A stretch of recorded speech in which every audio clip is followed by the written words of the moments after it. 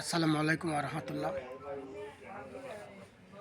প্রিয় মুসল্লিরা, নামাজ কবুল হবে কিনা এটা কিন্তু অনিশ্চিত। আল্লাহ কবুল করতে পারেন, নাও করতে পারেন। মানে নামাজ কবুল না হওয়ার সন্দেহ সবসময় থেকে যায়। আমাদের ভুলের কারণেই হোক, শয়তানের খন্নাসের মেকানিজমের কারণে হোক, কিন্তু নামাজের একটি অংশ নিশ্চিত কবুল হয়। সেই অংশটা হলো যখন আমরা দুরূদ শরীফ পাঠ করি, আল্লাহুম্মা সাল্লি আলা মুহাম্মদ ওয়া আলা আলি মুহাম্মদ। কোরআনেও বলা আছে, হাদিসে কি কথা বলা আছে, এই দুরূদ শরীফ নবী সাল্লাল্লাহু আলাইহি ওয়াসাল্লামের কাছে পাঠানো হয় এবং নবী সাহেব এটার উত্তরও দেন।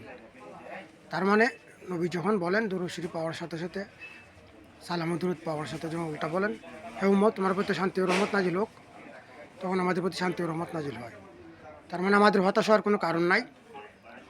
সারা জীবনে নামাজ যদি কবুল নাও হয়, তারপরে যতবারই নামাজ পড়েছি আমরা, ততবারই দুরূদ শরীফ কবুল হতে থাকে এবং কিয়ামতের মাঠে অবশ্যই কবুলিয়তের ফল আমরা পাবো। তবে এই জন্য আমাদেরকে বিশ্বাস রাখতে হবে যে আমাদের দুরূদ শরীফের অংশখানি কবুল হচ্ছে।